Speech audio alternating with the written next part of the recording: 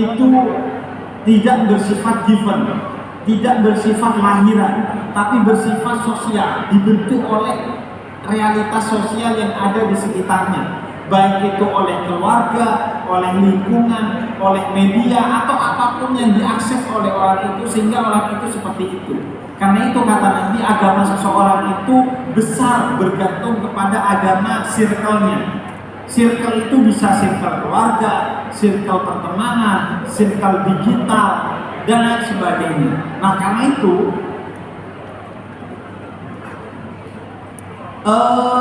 kita itu harus memiliki kedaulatan, tadi yang saya bilang, kedaulatan secara penuh terhadap diri kita, bahwa yang akan bertanggung jawab atas diri kita di akhirat kelak itu adalah diri kita sendiri. Sehingga seberapa besar pun sesuatu di luar diri kita itu men-trigger kita, jangan mau kita ke-trigger untuk sesuatu yang dalam keyakinan kita itu adalah sesuatu yang negatif. Dan itu bukan hanya dalam kasus percintaan, bukan hanya dalam kasus pekerjaan, dalam kasus apapun. Jadilah pribadi yang berdaulat terhadap dirimu sendiri. Jadilah pribadi yang berdaulat. Kamu yang menentukan apa yang mau kamu terima, apa yang mau kamu konsumsi, apa yang mau kamu ambil, itu dirimu yang menentukan. Punya segala sesuatu sebelum kamu telan, agar kamu bisa mempertanggungjawabkan apa yang kamu ambil dari kuasa. Termasuk misalnya konten. Kalau kalian jadi konten kreator, itu kalau kalian tidak memiliki kedaulatan, maka kalian akan bikin konten yang ingin orang dengar, bukan yang perlu orang dengar. Karena orang pengennya ini bikin konten ini, orang pengennya itu bikin konten itu, rame ini bikin ini, rame itu bikin itu. Tapi kalian nggak punya kedaulatan. Padahal awalnya kalian bikin konten itu karena kalian mau mengekspresikan diri kalian, mau mengekspresikan keresahan kalian, mau mengekspresikan kreativitas kalian. Tapi justru ketika sudah jadi konten kreator, yang kalian bikin itu bukan konten-konten keresahan dan kreativitas serta suara hati kalian, tapi keresahan, kreativitas dan suara hati fans kalian, pendengar kalian, subscriber kalian, dan followers kalian. Nah karena itu dalam konteks tadi yang ditanyakan, yang pertama itu kuncinya adalah kedaulatan. Karena bisa jadi yang membuat trigger itu adalah sesuatu yang berada di luar diri kita, lingkungan kita. Apakah mungkin itu given dari Tuhan? Mungkin aja. Sesuatu yang buruk itu mungkin aja kok datangnya dari Tuhan sebagai ujian kepada kita. Bukankah banyak orang yang secara lahir itu tiba-tiba lahir secara cacat? Mungkin. Kalau secara lahir bisa cacat, maka juga secara orientasi seksual dan lain-lainnya itu bisa cacat. Maka tugas kita adalah tetap melindungi hak dia sebagai manusia, tapi juga tetap menggiring dia dan menasihati dia untuk kembali kepada apa yang telah ditetapkan oleh agama. Karena kita itu wa ma khalaqtul jinna wal insa illa liya'budun.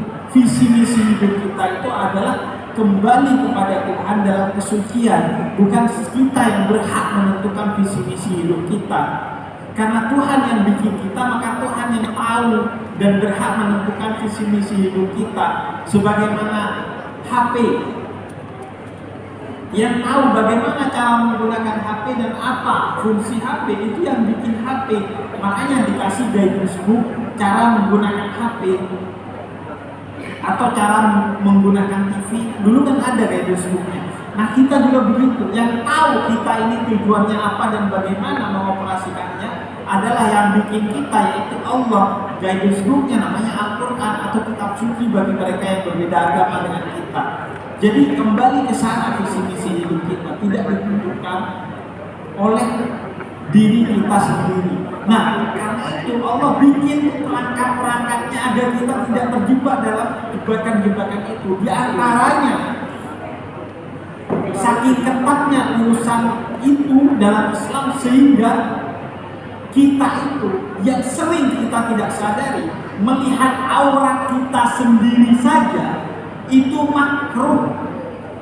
Apalagi melihat aurat sesama jenis yang itu adalah teman kita.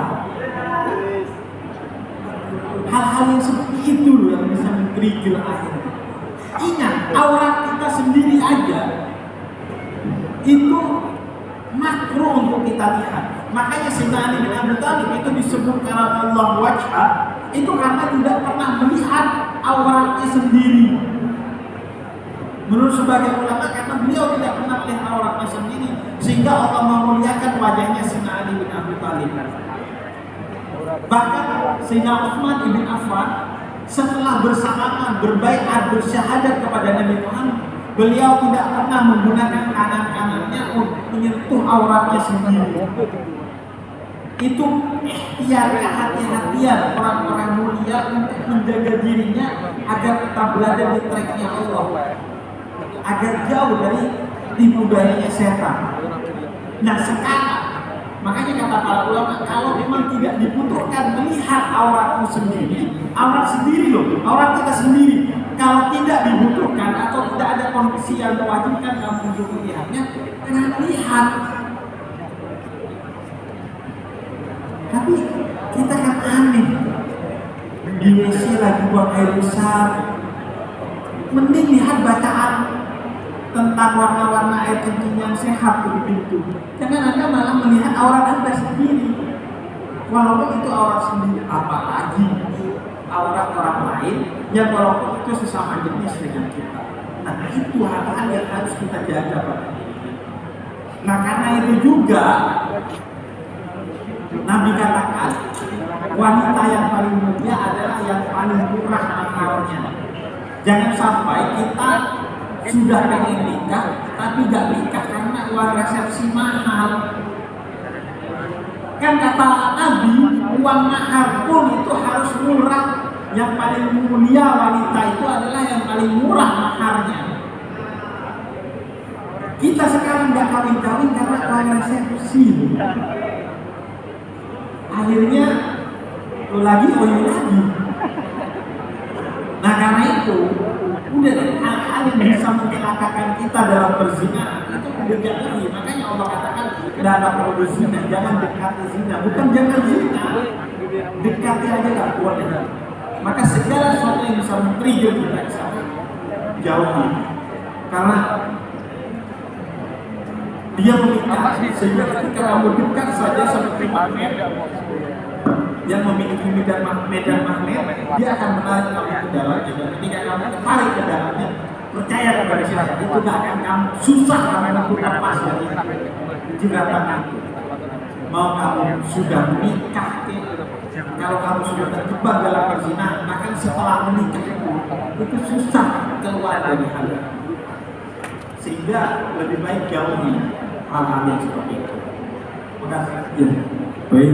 Jadi kita sesama umat muslim harus bisa mengingatkan dan jangan men-trigger juga ikut-ikutan hal yang negatif seperti itu. Baik, ya satu lagi.